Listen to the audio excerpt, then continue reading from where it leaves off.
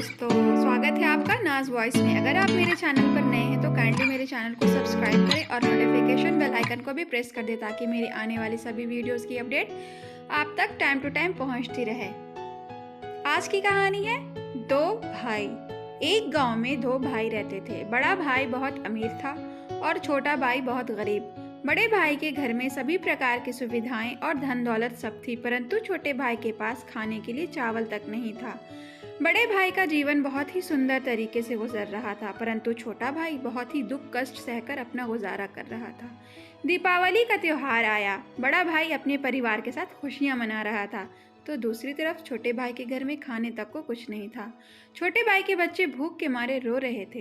अपने बच्चों का रोना देखकर छोटे भाई को सहन नहीं हुआ और वह अपने बड़े भाई के घर कुछ अनाज मांगने के लिए चला गया ताकि उसके बच्चों को भोजन मिल सके।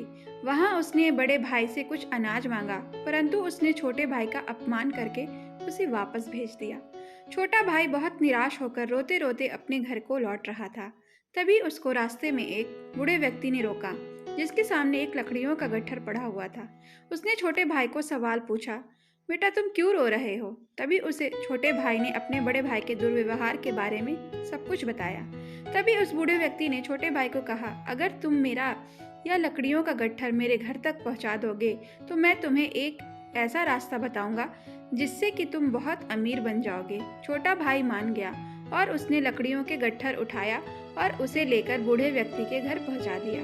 पहुंचाने के बाद उस बूढ़े व्यक्ति ने उसे एक मालपुआ दिया और कहा, तुम पास के जंगल में पश्चिमी दिशा में जाओ, वहां तुमको एक गुफा दिखेगा। उस गुफा में घुसने के बाद तुम्हें कुछ बौने लोग मिलेंगे।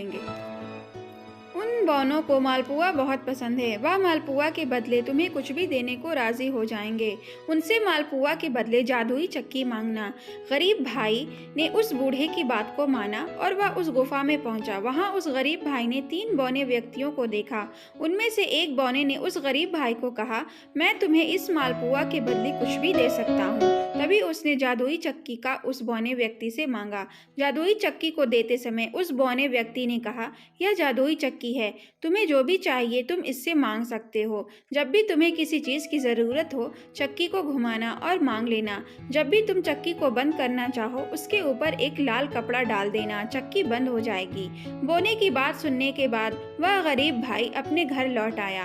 घर पहुंचने के बाद उस गरीब भाई ने चक्की घुमाते हुए सबसे पहले कहा, चक्की चक्की चावल दे।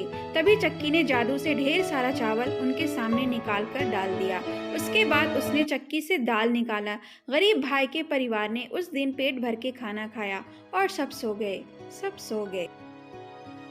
बचे कुचे चावल, दाल और अन्य अनाज को लेकर गरीब भाई सवेरे बाजार में गया।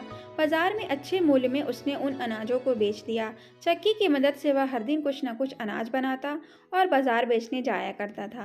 धीरे धीरे वह अपने बड़े भाई से भी ज्यादा अमीर बन गया। बड़ा भाई छोटे भाई की अमीरी से जलने लगा और वह सोचने लगा कि जो कुछ दिनों पहले मुझसे खाने के लिए भीख मांगने आया था, वह आज अचानक कैसे अमीर बन गया। छोटे भाई की असलियत जानने के लिए एक दिन वह चोरी चुपके छोटे भाई के घर गया। जब उसने चक्की से अनाज निकलते हुए देखा तो वह चौंक गया और दूसरे दिन जब छोटे भाई के घर पर कोई नहीं था तो उसने चक्की को चुरा लिया और वह अपने परिवार के साथ नाव में बैठकर एक दूसरे राज्य की ओर निकल पड़ा। बड़े भाई की पत्नी बहुत चिंतित थी कि आखिर इस साधारण से चक्की में ऐसा क्या है कि मेरा पति पूरा घर बार छोड़कर इस चक्की को लेकर दूसरे देश जाने की सोच रहा है। नाव पर ही पत्नी ने उस चक्की के विषय में पूछा तो उसके पति ने चक्की के विषय में सब कुछ बताया और चक्की को उसी समय घुमाकर आदेश दिया, चक्की चक्की चावल बना। बस फिर क्या था, चक्की चावल बनाने लगा। चावल इतना ज्यादा हो गया कि नाव पानी में डूब गया और बड़ा भाई और उसका परिवार सब पानी में डूबकर मर गए। बड़े भाई को चक्की शुरू करना तो आता था, परंतु उसे बंद करने का तरीका नहीं पता था। यही उसके अंत का कारण बना। कहानी से शिक्षा, लालच बुरी बला है। कभी भी जीवन में लालच नहीं करना चाहिए। कभी भी दूसरों से घृणा ना करो और सबकी मदद करनी चाहिए। तो दोस्तों, ये थी आज की कहानी। आशा करती हूँ कहानी आपको अच्छी लगी होगी।